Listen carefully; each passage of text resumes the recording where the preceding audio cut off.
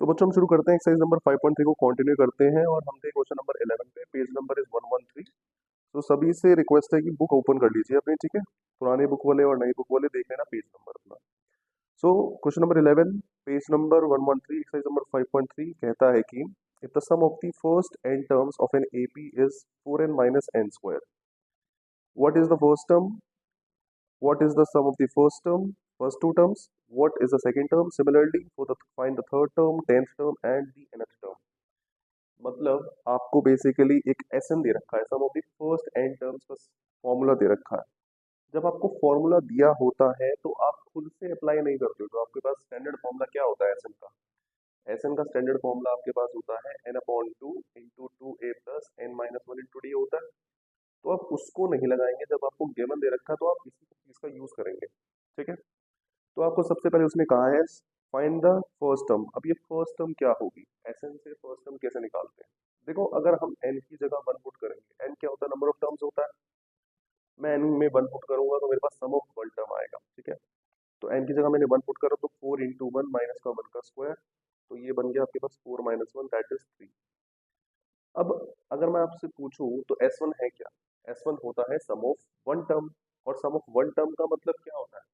Some of one term का मतलब होता है sum of one term. Late से आपके पास एक एपी है, मैं बोलता हूँ एपी है 2468। अगर मैं आपसे बोलूँ एस वन, एस वन का मतलब क्या होगा? पहली टर्म का सम कर लो। पहली टर्म का सम करने का मतलब क्या? पहली टर्म ही तो है। तो ये एग्जाम्पल के तौर पे मैंने आपको सिखाया है। तो एस वन का मतलब दूसरा होता है ए वन, या तो ए वन बोलो या ए बोलो, एक ही बात है। तो आपके पास जो एस वन आया है that is the first term, ठीक है। आई होप ये क्लियर होगा। उसके बाद क्वेश्चन कहता है what is the sum of the first two terms. पहली दो टर्म्स का सम निकालना है। अगर आपको पहली दो टर्म्स का सम निकालना है तो एन की जगह, इस फॉर्मूले में एस एन के फॉर्मूले में एन की जगह टू पुट कर दीजिए। तो फोर इंटू टू माइनस का टू स्क्वायर, तो ये मिल जाएगा आपको eight minus four. Eight minus four क्या होता है? फोर। अब एस टू का एग्जैक्ट मतलब क्या होता है? एस टू का मतलब होता है ए वन प्लस ए टू, मतलब फर्स्ट टर्म और सेकेंड टर्म का एडिशन। और आपको पता है फर्स्ट टर्म क्या है आपके पास? फर्स्ट टर्म है थ्री, तो थ्री प्लस ए टू। तो आप एस टू तो निकाल चुके हो, लेट्स से फोर, ठीक है। एक मिनट रुकिए। ए टू आपके पास आ चुका है फोर माइनस थ्री, तो ए टू तो आपके पास आ चुका है वन।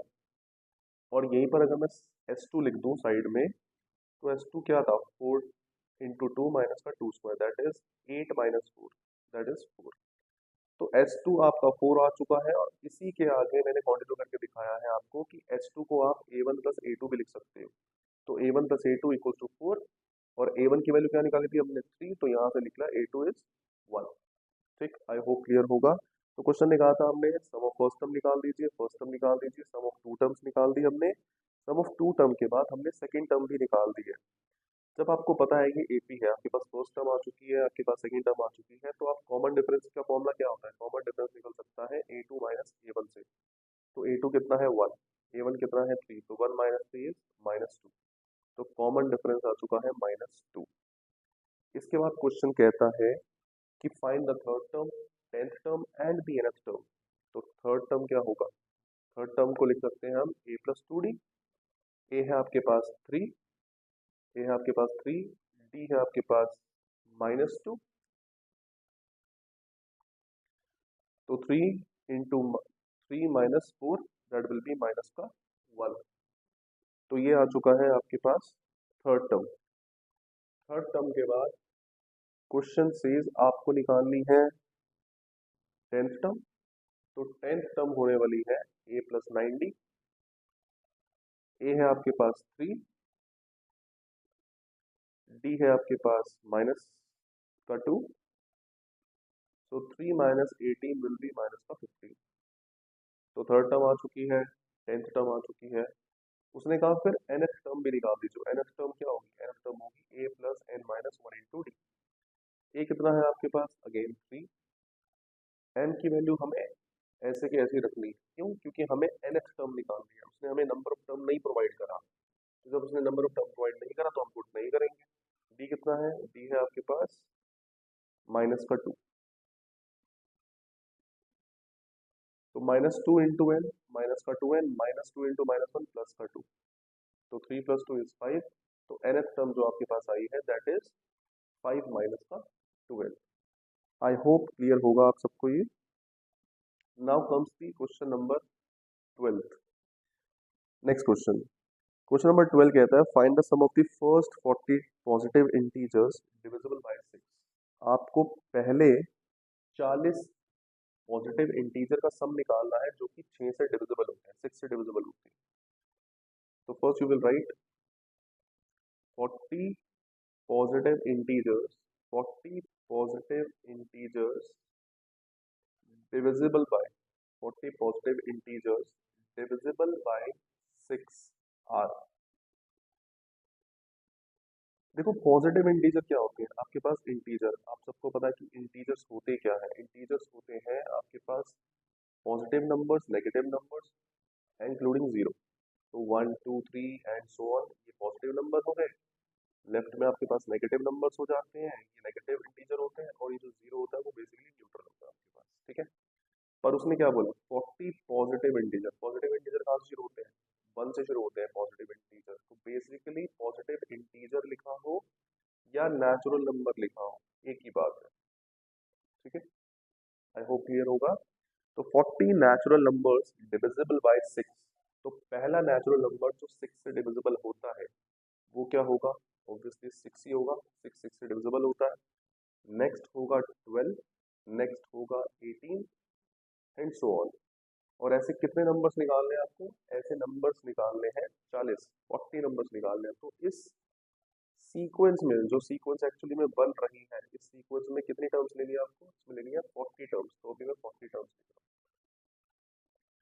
क्लियरली आपको दिख रहा है कि यहाँ पर कॉमन डिफरेंस सेम है, मतलब 6 में 6 ऐड करोगे तो ऑब्वियसली 12 आएगा, 12 में 6 ऐड करोगे तो 18 आएगा। तो ये एक एपी बना रहे हैं, तो आप क्लियरली लिख सकते हो इट्स एन एपी।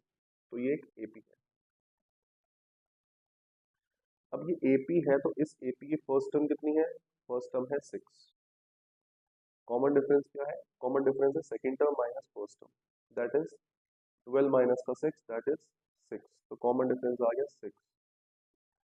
उसके बाद नंबर ऑफ टर्म्स, यहाँ पर नंबर ऑफ टर्म्स कितनी है, नंबर ऑफ टर्म्स है 40, 40।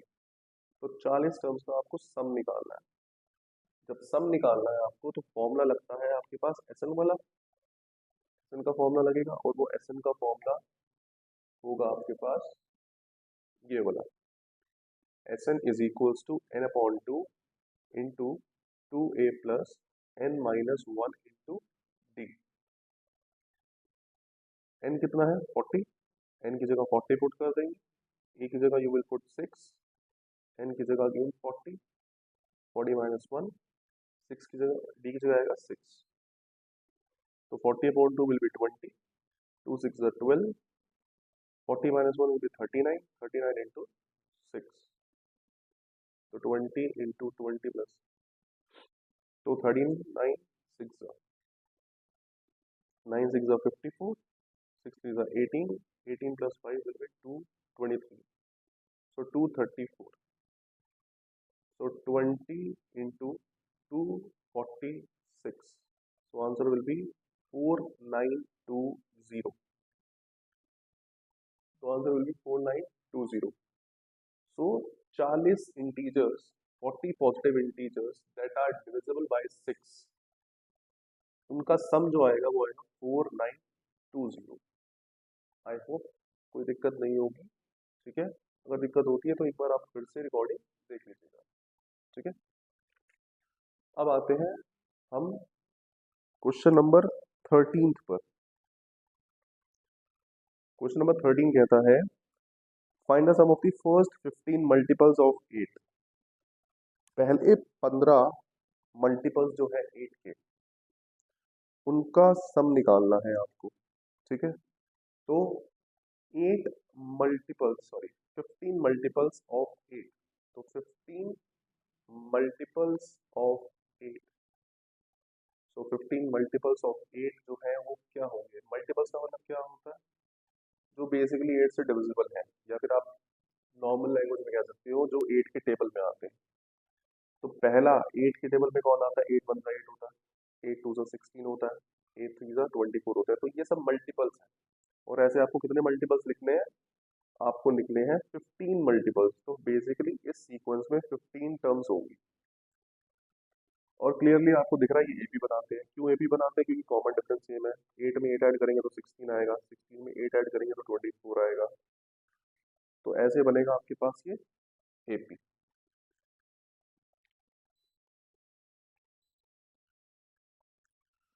तो ये एक एपी है, तो इट्स एन एपी। इस एपी में फर्स्ट टर्म क्या है? 8। कॉमन डिफरेंस क्या है? 8। और नंबर ऑफ टर्म्स कितनी है? 15। तो आपको निकालनी है सम ऑफ 15 टर्म्स निकालनी है बेसिकली। तो सम ऑफ 15 टर्म्स निकालने के लिए वही सेम फॉर्मूला एस एन आपके पास है, n upon 2 into 2a plus n minus 1 into d. तो n की जगह यू विल पुट 15, यहाँ पर भी 15 पुट कर देते हैं। a की जगह यू विल पुट 8, n की जगह यू विल पुट 15 और d की जगह यू विल पुट 8। तो 15 अपॉन 2 को ऐसे रहने देते हैं, 8 2 जो 16 प्लस 15 माइनस 1 विल बी 14, 14 8 जा 8 4 जो 32, तो 112 आ चुका है। 112 प्लस 16 दैट विल बी 128, और 128 को 2 से डिवाइड कर देते हैं तो आता है 64। तो 15 इंटू 64, ठीक है। तो ये यहाँ पर मैं मल्टीप्लाई कर देता हूँ, 15 इंटू 64, 5 4 जो 20, 6 5 जो 30, 30 प्लस 2 32, 1 4 जो 4, 1 6 जो 6, 0 6 9। तो आंसर इज 960। मतलब पहले 15 मल्टीपल्स जो 8 के हैं उनका जो सम आएगा that will B 960। I hope clear होगा क्वेश्चन। इसके बाद अब चलते हैं हम क्वेश्चन नंबर 14 पर, जो कि इसके जैसा सिमिलर ही है। तो 14 क्वेश्चन कहता है कि find the sum of the odd numbers between 0 and 50। 0 से 50 के बीच में जितने भी ऑड नंबर्स हैं उनका सम निकालना है। तो ऑड नंबर्स बिटवीन 0 एंड 50। पहला जो ऑड नंबर होता है वो क्या होता है? बेसिकली वो होगा 1 आपके पास। नेक्स्ट ऑड नंबर होगा 3, देन होगा 5, देन होगा 7। और सिमिलरली 50 तो इवन नंबर होता है, और 50 से पहले जो ऑड नंबर होगा दैट विल बी 49, ठीक है। अब आपको ये देखना है कि क्या ये बेसिकली एपी बनाते हैं। अभी तो मैं सीक्वेंस लिख रहा हूँ। देखो 1 में 2 ऐड करेंगे तो 3 आएगा, 3 में 2 ऐड करेंगे तो 5 आएगा, 5 में 2 ऐड करेंगे तो 7 आएगा। तो क्लियरली आपको दिख रहा है कॉमन डिफरेंस सेम है, तो इट्स एन एपी। इस एपी की पहली टर्म क्या है? इस एपी की पहली टर्म है 1। कॉमन डिफरेंस आपको क्लियरली दिख रहा है 2 है, नहीं तो आप सेकंड टर्म में से फर्स्ट टर्म माइनस करके डी निकाल सकते हैं। उसके बाद आपके पास लास्ट टर्म कितनी है? लास्ट टर्म है 49। और इफ आई आस्क कि नंबर ऑफ टर्म्स कितनी होंगी, देखिए आपको 1 से लेकर बेसिकली 0 से लेकर 50 के बीच में आपको लिखने थे नंबर्स, ठीक है। तो ऑड नंबर्स लिखने थे। तो सिंपल सी बात है, इसमें जो होंगे टोटल नंबर्स होंगे आपके पास 25 होंगे, ठीक है। 25 नंबर्स कैसे निकाला देख लीजिए। हम लास्ट टर्म को जनरली एन ले लेते हैं। तो 49 equals to a plus n minus 1 d. तो मैंने ए एन का फॉर्मूला पुट करा यहाँ पर ताकि मेरे पास एन आ जाए। तो ए कितना है आपके पास? 1, एन हमको नहीं पता, डी कितना है? 2, ठीक है। तो यहाँ पर 49, 1 इधर जाके माइनस होगा 48, नीचे 2 आ जाएगा डिवाइड में। तो 2 divided by 40 divide by 2 will be 24, और माइनस 1 से जाके प्लस हो जाएगा, तो एन की वैल्यू आएगी 25। इसका मतलब है ऐसे 25 ऑड नंबर्स हैं जो कि 0 से 50 के बीच में है, ठीक है। और वैसे भी आप देख लीजिए टोटल 50 नंबर होंगे, और 50 के आधे जो होंगे वो ऑड होंगे और आधे जो होंगे वो इवन होंगे। तो हमारा क्वेश्चन यहाँ पर था कि हमने 25 टर्म्स निकालनी, मतलब 0 से लेकर 50 के बीच में टोटल 25 टर्म्स होंगी, और ये एपी है 1357 टिल 49, आपको इसका सम निकालना है। तो क्योंकि हमारे पास यहाँ पर लास्ट टर्म है, तो मैं जो एस एन का फॉर्मूला है वो लगाने वाला हूँ, एन अपॉन टू इंटू ए प्लस एल। आपके पास एन कितना है, आपके पास एन है 25, तो एन की जगह you will put 25 upon two. First term थी आपके पास 1, लास्ट टर्म आपके पास थी 49, तो 25 upon two into 1 to 49 will be 50, तो 2 25 जा 50 हो गया, तो 25 into 25 कितना होता है 625। तो आपके पास sum of all the odd numbers between 0 and 50 आ चुका है 625। आई होप क्लियर होगा ये, आपको सम निकालना था। अब हम चलते हैं क्वेश्चन नंबर 15 से। Question number 15 is basically a word problem, जो कि एज अ केस स्टडी आपके एग्जाम में आ सकती है, ठीक है, इट्स वेरी इंपॉर्टेंट। तो चलिए स्टार्ट करते हैं। क्वेश्चन नंबर 15 कहता है a contract on a construction job specifies a penalty for delay of completion beyond a certain date as follows. Basically एक कॉन्ट्रैक्ट है कंस्ट्रक्शन जॉब का, जिसमें पेनल्टी लगेगी हर दिन को डिले करने के लिए। ठीक, काम अगर 50 दिन में खत्म होना था, तो अगर 50 से लेट से एक दिन फालतू होता है तो उस दिन की पेनल्टी देनी पड़ेगी। तो एक जॉब है कंस्ट्रक्शन जॉब, जिसकी पेनल्टी कुछ इस तरीके से है कि द फर्स्ट डे की पेनल्टी है 200, 250 for the second day, 300 for the third day. ऐसे पेनल्टी 50-50 रुपए बढ़ के इंक्रीज हो रही है। तो जो सीक्वेंस आपको दे रखा है पेनल्टी का सीक्वेंस, तो सीक्वेंस जो क्वेश्चन में दे रखा है दैट इज पहले दिन की penalty is 200 rupees, second day की penalty is 250 rupees and third day की पेनल्टी 300 रुपीज। तो ऐसे आपके पास पेनल्टी जा रही है। तो question says how much money the contractor has to pay for his penalty if he has delayed the work for 30 days. अगर एक कॉन्ट्रैक्टर ने 30 दिन के लिए डिले करा है कंस्ट्रक्शन वर्क, तो उसको टोटल कितनी पेनल्टी देनी पड़ेगी। तो बेसिकली आपको सम निकालना है, टोटल 30 दिन के लिए कितना उसको पेनल्टी देना पड़ेगा, तो दैट इज बेसिकली सम निकालना है आपको, ठीक है। तो यहाँ पर आपको क्लियरली दिख रहा है जो पेनल्टी बढ़ रही है दैट इज 50 रुपीज से बढ़ रही है। तो देखो कॉमन डिफरेंस आपको 50 दिख रहा है, तो clearly you can see it's an AP. तो इट्स एन एपी। तो इस एपी में फर्स्ट टर्म कितनी है 200, कॉमन डिफरेंस कितना है 250 माइनस 200 इज 50। और क्योंकि पेनल्टी कितने दिन लग रही है, पेनल्टी है आपके पास 30 दिन के लिए लग रही है, वर्क जो डिले हुआ था वो 30 दिन के लिए हुआ था, तो नंबर ऑफ टर्म्स आप लोगे 30। तो इसके बाद क्वेश्चन ने पूछा था टोटल पेनल्टी कितनी पे करी। तो टोटल पेनल्टी जो उसने पे करी होगी कॉन्ट्रैक्टर ने दैट विल बी S30। और क्योंकि आपको फॉर्मूला पता है एस एन का फॉर्मूला क्या होता है, n upon two into two a plus n minus one into D.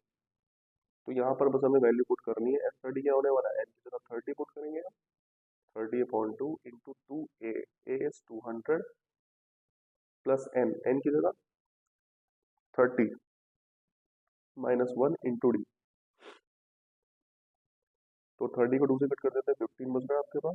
2 into 200 will be 400, 30 minus one will be 29 into 50, तो 29 5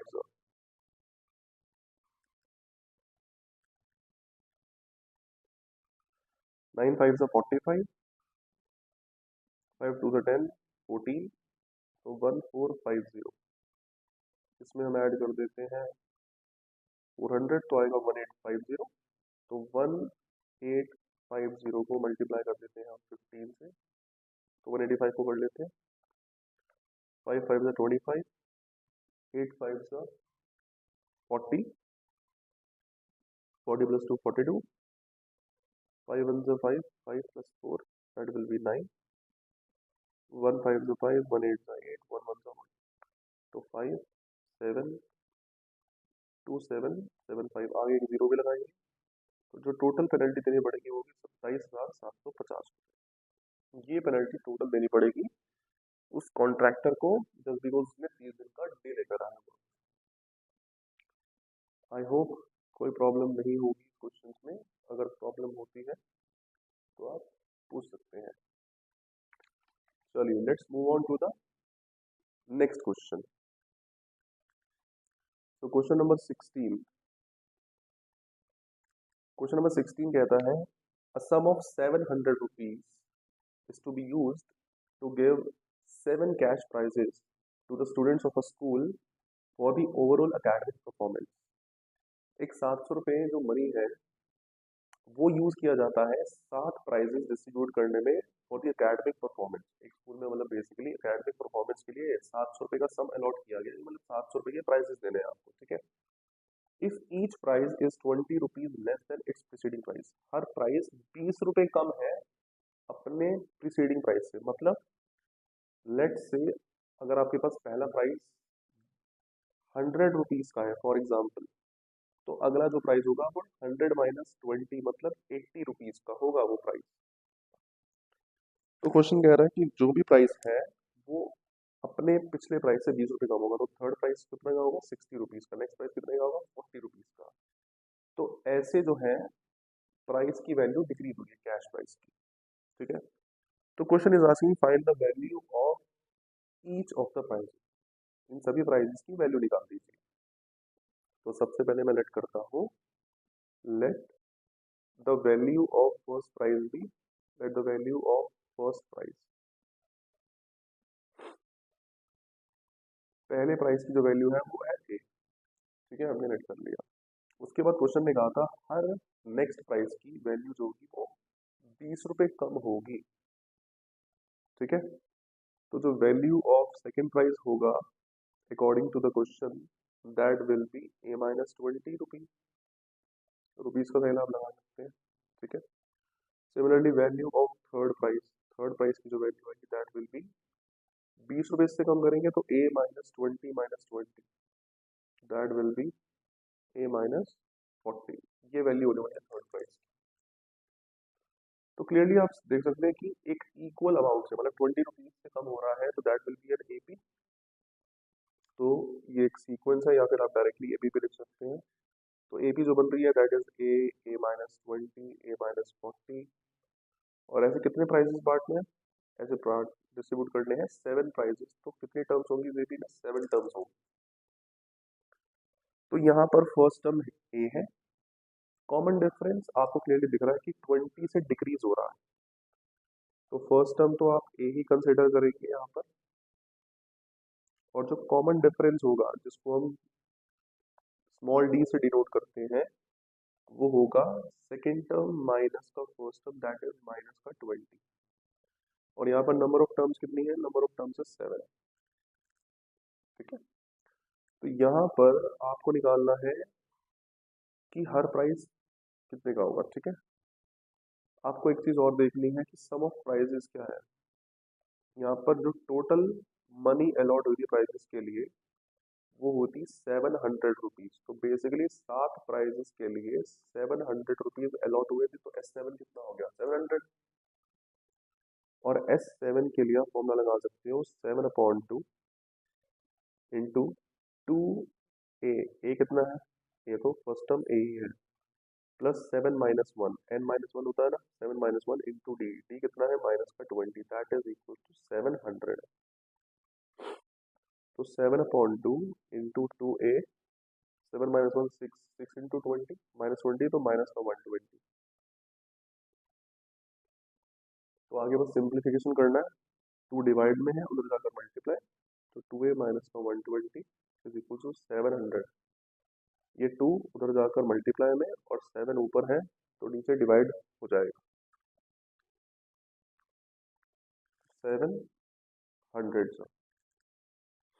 तो 2a माइनस का 120, 100 इंटू 2 200।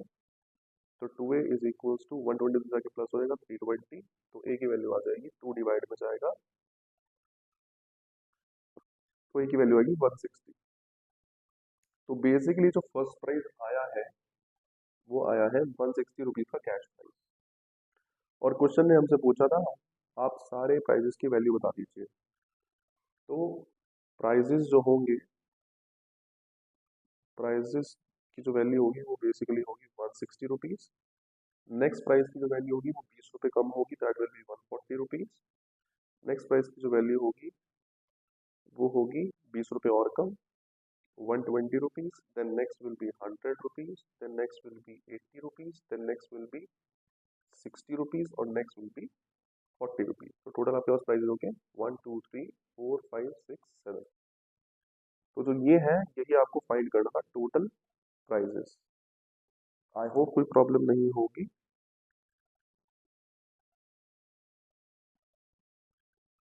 नेक्स्ट क्वेश्चन पर चलते हैं हम, question number 17 of exercise number 5.3। It's a good question, तो ध्यान से देखना सभी।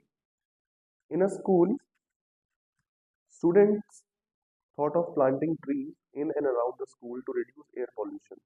एक स्कूल में बच्चों ने सोचा कि ट्रीज को प्लांट किया जाता है around the school so that air pollution कम हो। It was decided that the number of trees that each section of each class will plant will be same as the class in which they are studying। For example, section of class 1 will plant 1 tree, section of class 2 will plant 2 trees, and so on till class 12।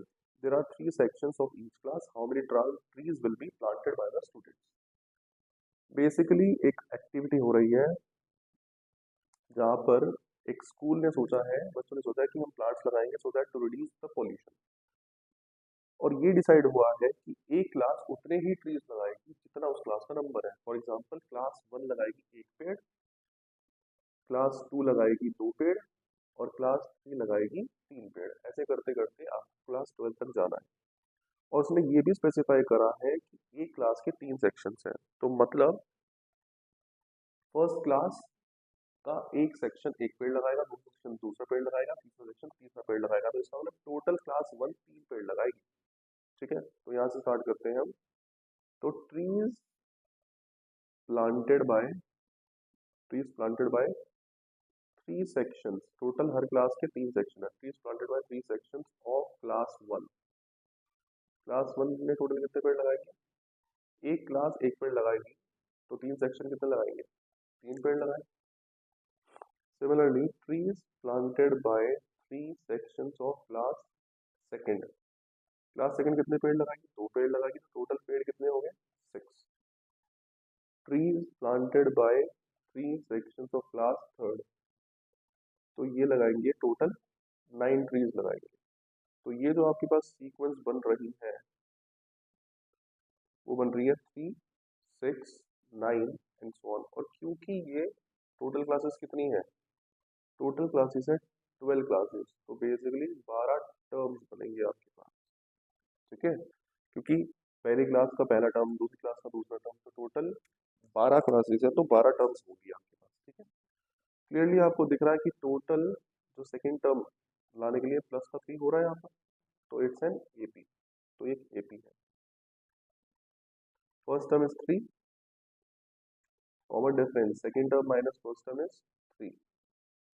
और number of terms कितनी आएगी? Number of terms आएगी आपके पास 12।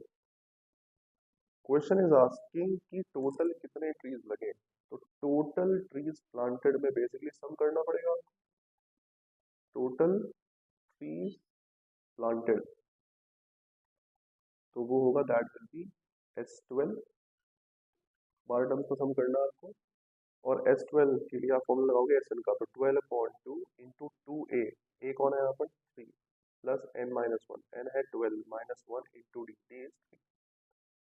तो 2 से cutting कर देते हैं 12 की, दैट विल बी 6, 2 3 जा 6 प्लस 11 3 जा 33, 6 इंटू 39, तो you will get 39 6 9 6 54, 6 is 18, 8 is 30, 230। तो टोटल जो ट्रीज लग रहे हैं वो स्कूल में लग रहे हैं 234। आई होप आपको समझ में आएगा, कोई दिक्कत नहीं होगी। ठीक है, सो आज के लिए हम इतना चलते हैं। Next from tomorrow we will start the question number 8। Thank you, have a nice day.